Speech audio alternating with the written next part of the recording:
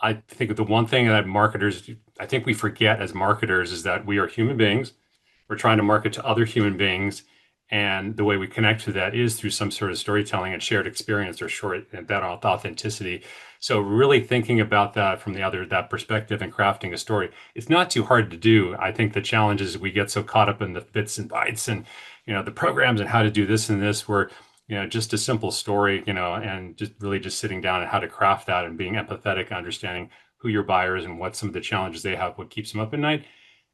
That kind of like really kind of gets you in there. And it doesn't start with just, putting a couple prompts into Chat GPT or Claude to have that come up with those ideas for you. You are listening to Power Marketing with Kevin Lee. Kevin and his agency Did It have helped thousands of businesses win through superior marketing, as have his books, articles, speaking engagements, and the E-Marketing Association Power Marketing Podcasts. Here's Kevin. Hi, I'm Kevin Lee with the E-Marketing Association. I also run an agency. I have a supplement brand. I run a couple of nonprofits and some ventures under an incubator as well. So most of them are B2B, which is why I'm super excited to be chatting with Randy Brasche today. He has a book that he's released called Some Assembly Required. So why don't we start off with that, Randy? So what was the catalyst for you deciding that this book needed to be written? And it's got a bit of a twist to it in that it's very marketer centric. Yeah. Yeah. Well, first of all, thank you very much for having me, Kevin, on your podcast. Appreciate it. Yeah, no, the book actually it comes from the marketer's point of view, and most folks would say like, well, why aren't you writing a book that comes at it from a customer's point of view or buyer's point of view? And I think being a marketer today, a B2B marketer especially, is extremely hard. So much is changing. We don't have access to all the data, many different tools, and so forth. And it's almost like the comparison that you need to put your own mask on first and help yourself before you help others. And that's kind of the reason why I wrote it. So if you can actually be the best you can, and it all comes down to personal agency today, that's what's going to make you successful. At the end of the day, no one's going to come save you. You have to save yourself. And so that's why I wrote the book. So obviously, personal agency is down at the individual level, but Yeah. are typically teams on the client side or teams on the client side plus an agency. So how do you recommend you sort of tap into that sort of holistically across a full team? Yeah, I mean, I think it all comes down to, I mean, when you think about agency, personal agency, it comes down to a lot of things. It comes down to your own personal skill sets. It comes down to your curiosity. It comes down to your ability to build a network of people. It comes down to your, learning new skills. And it comes down to even just becoming healthy yourself too as well. Marketing is a stressful job, and I have a whole chapter dedicated to mental health, your personal health, and things like that. And so once you're kind of looking at all those things to become the best marketer you can be, a lot of the things also tap into people you're working with, your network, your teams, and things like that. You all become a much better team player as well. And tapping into a lot of the different things. One of the big things I talk about in there too as well is marketing teams being much more accountable to revenue, and how they go ahead and do that, and how they need to get closer to revenue, not just conversions and pipeline and things like that. And so once marketing teams start taking the personal initiative to really start going that direction, along with not just themselves, but the rest of the team, I think marketing teams are going to become a lot more effective too as well. For sure. So you had 55 interviews in the book, and I'm sure obviously you've had conversations that were outside of the book as Yeah. well. Yeah. What were some common themes that sort of bubbled to the surface consistently where, either they were failures that folks were making or opportunity costs that was sitting right in front of marketers? I mean, I think the biggest one was data, data, data. And it all came down to, I think, just data, not having access to the right data, the data's in the wrong place. And I'll use this example for myself. Like every single time I started a new job as a CMO, the first day on the job, it was my worst a lot of times because I just didn't know what customers are we going after, like who's profitable, like where are the segments I should be focusing on. And I did not have a lot of that information too as well.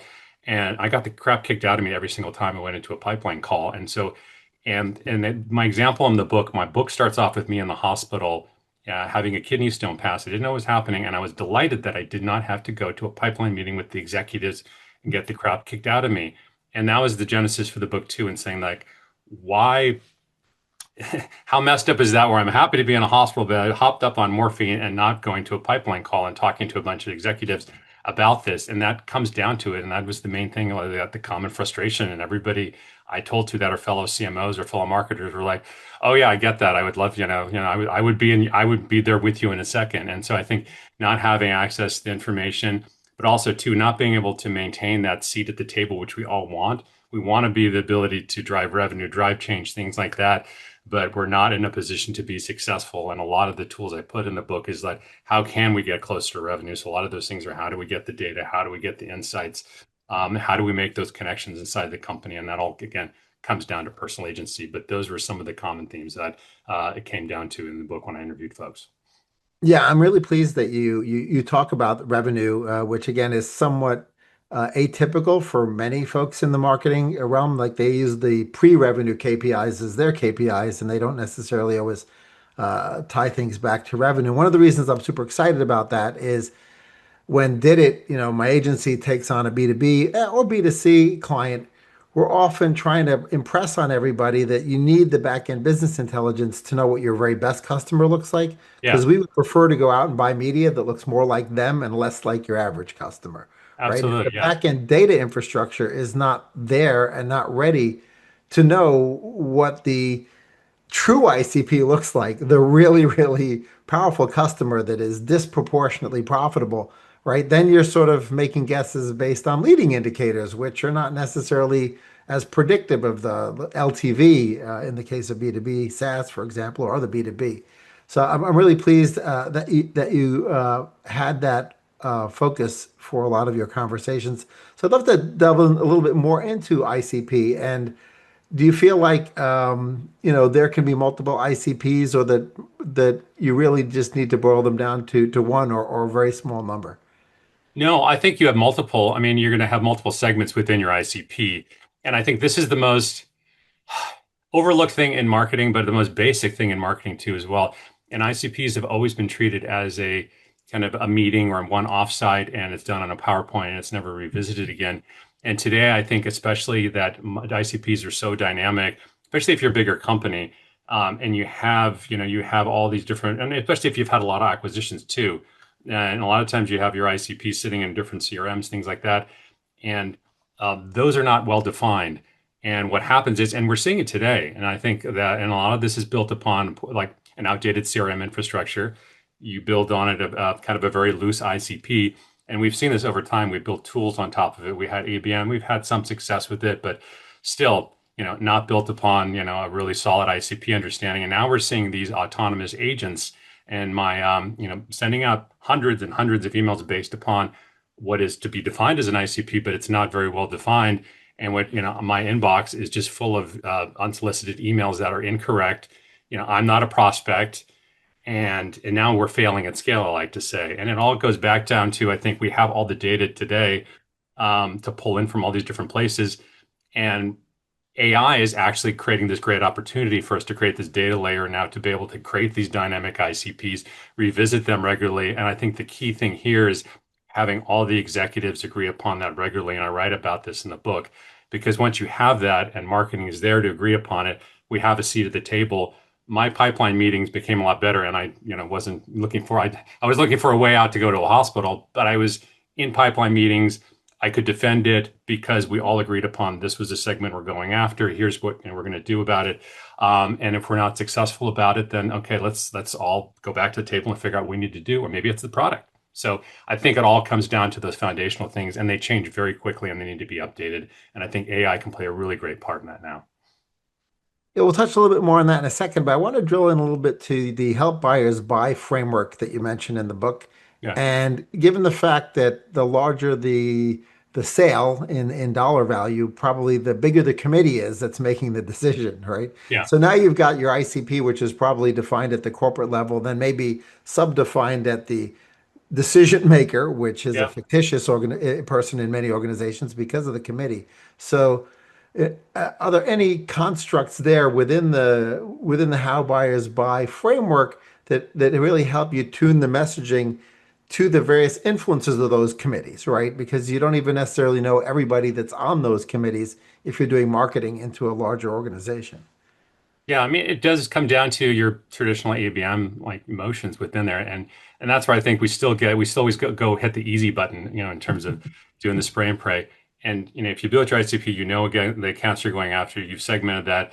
And granted, we don't have the resources to do one-to-one with everybody, but a lot of the accounts that I've worked on where maybe it did take multiple months and it took 16, 20 people you had to talk to. But you have to do that work and build out, and I ran SDR teams that helped develop a lot of those relationships, and it takes time. And I think, yeah, building out the content, having the intelligence, and who are the right people, understanding those buyer signals coming back, measuring that, and all those things you can do. And but one of the challenges internally too is that you do have this balance between speed and revenue, where we have, sometimes those accounts take 6 months, but hey, the board and and the CEO wants, to see some early results, but you don't want to sign bad customers too as well.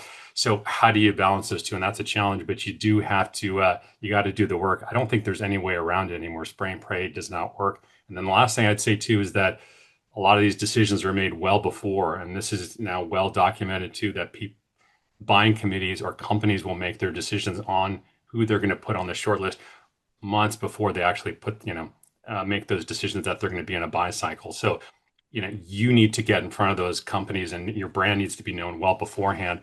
And you got to work backwards on that too as well. And unfortunately, marketing cannot build the time machine. That's what I always told my CEO. I just said, I would love to be able to do that, to be on their radar, but to do that, I need some budget to build a time machine. Do you have a budget for that? So that's not always the right answer to give to a CEO, but that's kind of the reality of it. You really have to work backwards, and really get your name in front of these companies early before they make those decisions.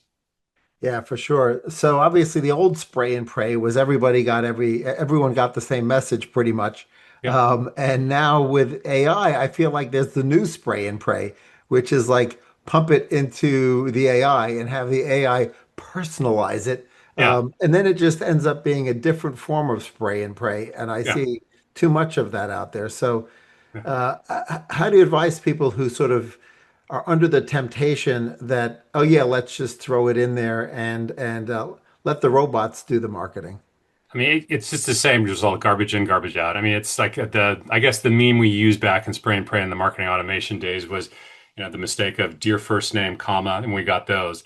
And now it's just dear, it might be dear Randy, but they would say, I got one the other day. I'm part of a organization, a marketing organization with executives called Pavilion. I've been part of that for 7 years. So it looked at that and said that must be his current job. So it said, "You're doing wonderful things at Pavilion." I'm like, "I don't work at Pavilion. Who's Pavilion? Like, why are you?" And so automatically I looked at that and I deleted it. But even if it got my company right, I would look at the content in there and I knew it would be written by a robot. And so I deleted all the same. So it went in the garbage both the same way. So both the same result. And again, too, as well, going back to the beginning, you got to get the foundations right. So whether you're using our marketing automation or using AI now too as well, those fundamentals still ring true within there. So what's the marketing team and CMO have a really, tightly defined ICP. They understand, the choreography that, or at least the buying process and decision-making process. I've seen like this surge in events. It's like bigger than it even was pre-pandemic, where people are like, okay, it's face-to-face relationships, it's building trust face-to-face, it's curated dinners, it's the trade shows and conferences, etc. So if a person hasn't gotten the budget yet fully allocated in back into that sort of person to person in real life marketing, how do you recommend they go through the thought process of sort of deciding how does that fit in? Because that tends to pull budget from sales and it pulls budget from marketing. It can be considered upper, middle, or lower funnel, right? It's Yeah. really one of those areas where the budget is probably shared. So how should the teams go through that? I mean, I still think, I mean, the one thing which changed after the pandemic is the events have gotten smaller, and that's a good thing. I mean, even I live here in San Francisco, home of Dreamforce. So instead of, so like 1 million people, I think there's 200,000, or I think it's much less now. But it's tighter content, it's more personal. And I think if you're under a tighter budget too as well, I mean, there's ways to make it work and working with, say, your sales team and those teams. This is kind of ABM almost one-on-one where you're having these personal events. If it's early stage, you're bringing in customers who are early stage prospects. If it's mid stage, maybe you're bringing in customers that have similar business problems that you can kind of get these over the finish line. I've done larger events, a couple of my companies where you're trying to build community there too as well, but it doesn't have to be thousands of people. And from there, you can, build smaller regional groups, things like that. And even if you don't have the budget for maybe a dinner or personal ones, you can still do some virtual stuff with some really, really good content. And then that's where I think too, the storytelling and the personalization and putting the work in that. And AI can help, but I think it's ruining that too as well, where I think you're having so much crap content or so much commoditized content out there that people aren't listening, and that's hard to break through. But I think you can, smaller personal events definitely work to help move the needle in pipeline, but good content that can be done virtually too as well, I think can move the needle as well. But again, too, it's got to be authentic. Yeah, so on authenticity, it's interesting. A lot of the GEO work that the Did It team's been doing for the last couple of years seems to indicate that the LLMs are moving towards preferring user-generated content that hasn't just been regurgitated, right? And Yes. so, despite the fact that some folks may be tempted to just generate content via AI and tweak it, then use it, authenticity comes from the human voice, right? A Yes. human Yeah. individual voice, and then maybe a brand voice as well. So, how do you make sure you retain that authenticity, not just because it helps you communicate better and helps you sell better, but also obviously from a visibility perspective from GEO, you're going to have to do it as well. Yeah. Everything, this is, I think, if I were to say the top skill that marketers need to have. And Scott, if you follow Scott Galloway, he's a big fan of this too as well. It's storytelling, and I think as marketers, we're creative people. That's originally we're supposed to be. We're supposed to be the creative ones, and it's changed. Our remit has changed. Obviously, technology is now pulled into the fold. We have to be data scientists at the same time too. We got to be able to use those insights and so forth. But at the end of the day, the storytelling and the narrative, I think, is the most important part of all. And that has to be done by, I think, from a human perspective. Data can feed, a lot of those narratives, I think, in terms of how, and in terms of how the market's changing, how buyers, are buying, what they're seeing, those signals. But putting pen to paper, I think, is a very, very human thing. And that's where I think it starts. Once I think you have those bare pieces together, then you can scale it with AI. But that's where I think the problem is when, and I've seen this, is when you build something with, and you don't have the domain expertise, it's not started from a human, it's not started authentically, and then you scale it with AI, it just is garbage that gets. I wrote a blog on this last week. I said basically it's like an SDR using an automated SDR using regurgitated unauthentic content is like a Pinto, Ford Pinto with the rocket on it. You know what happened to the Ford Pinto? You put a rocket on it, you know what happens to that. And that's what's happening today. And it's not landing. And none of this content is landing. The SDRs are not being successful. You're seeing these tools, 50 to 70% of the automated AI SDR tools just being churned because what's coming out is not authentic. It's not connecting. It's not landing.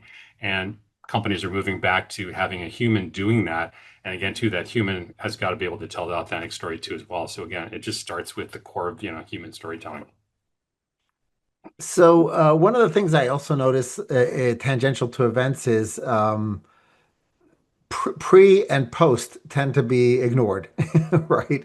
So I just see marketing and sales teams not doing the right level of investments pre-events, and I'm thinking more trade show style events Yeah. and conferences, and then on the follow-up side, and then of course the failure to use the content, right? So the failure to collect the content and take those testimonials you could have recorded at the conference when you're with Oh, your yeah. best five clients, right? Yeah. And so, if the infrastructure doesn't exist within the organization, do you have any recommendations on how to sort of make it part of their day to day and think about, oh, this event, this meeting, this dinner, this trade show booth conversation is creating content. I should probably think about how we use it or how we save it or how we, allow it to feed the sales and marketing machine. Oh, absolutely. I think that's the most under. I mean, granted, like everybody wants to use these events as a face to face to kind of move pipeline from instantaneously from prospect opportunity, something that may take 6 months to 6 minutes, which is great. But I think the other piece, what you said there too, is you get these antidotes. So having a notebook there, having some structure in those, like recaps in the day, where there's some great narratives with great stories, going through each business card you collect, and then doing the follow up. And what you said there as well with the events, I always did.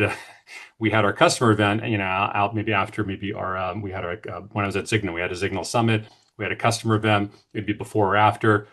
We have a cocktail hour. We would have the roaming cameras, and I would have after maybe a few cocktails, we'd have a video. I'd have the release form there, and they're talking and they're chatting really well on the camera. They're talking about their success. They're happy. They signed the form.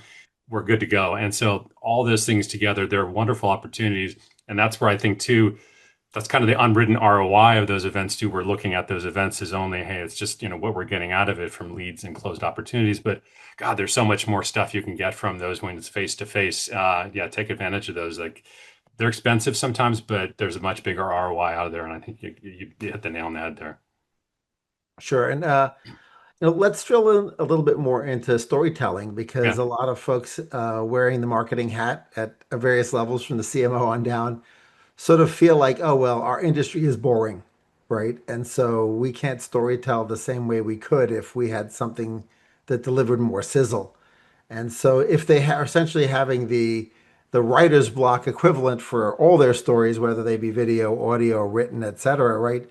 What are some ways that you found that break them through that writer's block so that they can find those stories and create those stories?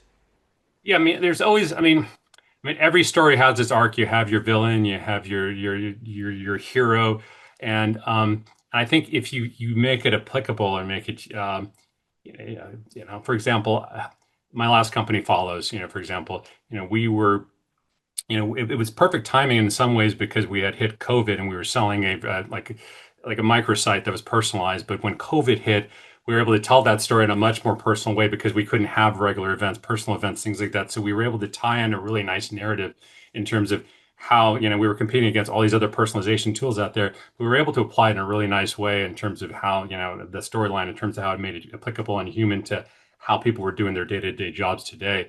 So I think to the sense that I think the one thing that marketers, I think we forget as marketers is that we are human beings. We're trying to market to other human beings. And the way we connect to that is through some sort of storytelling and shared experience or short that authenticity.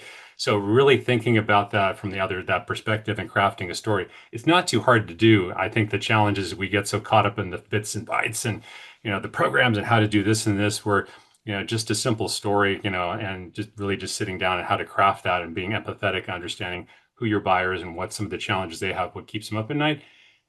That kind of like really kind of gets you in there. And it doesn't start with just, putting a couple prompts into Chat GPT or Claude to have that come up with those ideas for you.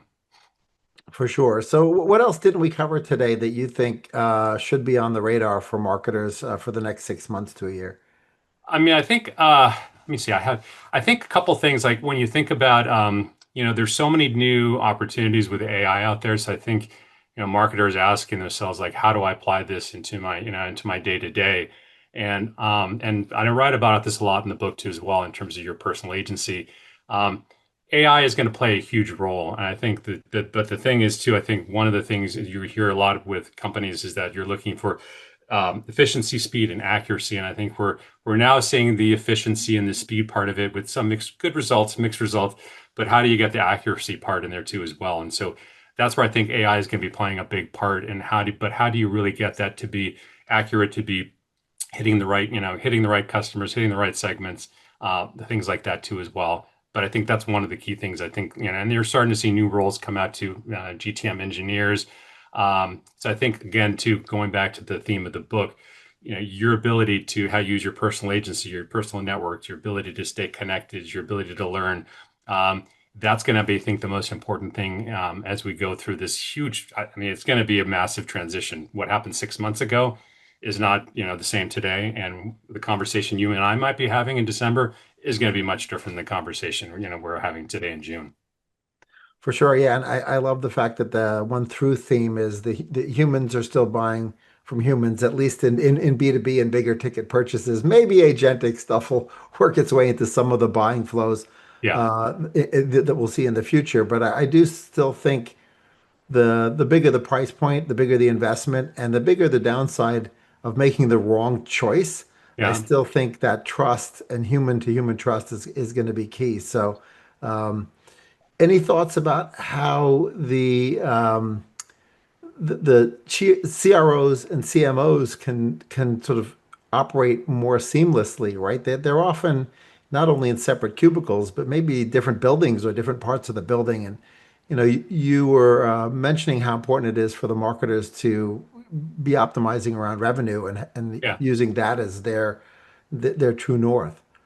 Yeah, no, it's interesting. Like, there's different kinds of, it's interesting if you were to look at all the different marketing organizations and how they're constructed. And this is the challenge too. I've reported into a CRO, I've reported as a peer to the CRO into the CEO, and both models have their advantages and disadvantages. But I think regardless, the CMO needs to be autonomous in their own way to be able to be, and there needs to be a good amount of tension, good tension, healthy tension between you and the CRO, and the business too as well, and as a driving force. And sometimes I worry when you get swallowed up into the CRO organization, you're more of a task taker for that person. Not saying that's the case, but you need to be looking at it holistically from the business, looking at it holistically from the entire customer life cycle. And that's where too, I think sometimes marketing teams still are constructed in a traditional model where you're very much just acquisition focused. You're not looking at the entire business. You're not looking at transformation. You're not looking at, the entire buyer journey, customer life cycle, where you can find new growth opportunities.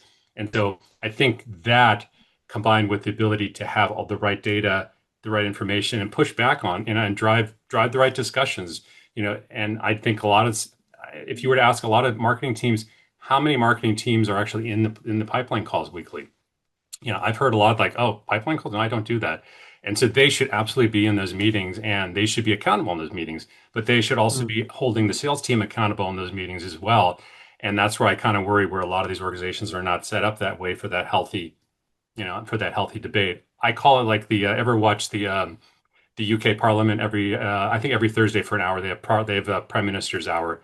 I kind of look at that as the way pipeline meetings should be. Marketing should be in that room with sales, with customer success, and all the revenue team members, and they should all be holding each other accountable. There's no hiding in that room. And if you'd agreed Mm. upon what the pipeline is going to be, who the customers were going after, and someone's not, pulling their weight, they need to defend themselves or say, here's the plan I'm putting in place to do that. And I think marketing, I still think don't does not have a permanent seat at the table, and that's what I write a lot about in the book. That how do you have that personal agency, and how do marketers kind of get that seat at the table to get closer to that revenue, and that's going to be the key. Yeah, I would imagine that a lot of those meetings, if they're not including marketing, tend to be focused on the sales KPIs. And as a result, they're more around demand harvesting and not as much about demand creation and upper funnel messaging. And yet, all the research that you mentioned earlier indicates how early the decisions as to who's in the selection set are being made, right? Yeah. And so, you know, uh, can you extract from those sales meetings in many cases the signal that makes it clear that we weren't included because they didn't know about us 6 months or a year ago, or we didn't have the trust in the marketplace? I would say, well, I'd say there's one metric I think is the big one here. I think is the one. And this was a wake up call for me. If you as a marketer don't know what your pipeline multiple is, and that's a scary number too. And that pipeline multiple is everything you need to fill in there from a pipeline perspective, from new client acquisition you've agreed to, from what's churning, what customers have actually signed on and come off a pipeline and so forth. And that's a huge number. And so being able to fill that from just, if you're trying to build in a pipeline for early stage stuff and you have to maybe work 12 months back from that, you're not going to be able to do that. And that's where I think you're having those realistic discussions. Then you need to say, where is that going to come from? Like, okay, let's have those conversations where, hey, where can we find growth within our existing customer base, things like that. But what happens is that you're not in those discussions that talk about how you're going to cover those pipeline multiples. And when they don't get hit, what happens? Marketing gets the blame, or then, the blame game starts. And then, so if you don't have those, you need to be in the room for that. But again, ask a marketer, do you know what is your pipeline multiple you need to hit for this quarter? And a lot of them won't know that. And like that was a wake up call for me when I started going to pipeline meetings. And that's when I realized too, like I got a lot of pipeline to fill, and how am I going to do that? And those spurred some really good discussions and debates and some healthy tension. Great. Well, there's a lot for folks to chew on and execute against Yeah. as a result of you sharing your pearls of wisdom. Thanks, Randy. I appreciate you joining me, and talking about all the various elements of your book and best practices. Great. Well, thanks for having me. Thanks so much. Kevin Lee's Power Marketing is available on all your favorite podcast networks. Kevin loves helping businesses excel at marketing. Having marketing challenges? Just like Santa in The Miracle on 34th Street, if Kevin can't help you, he'll know someone who can. Find him on LinkedIn, subscribe, or follow.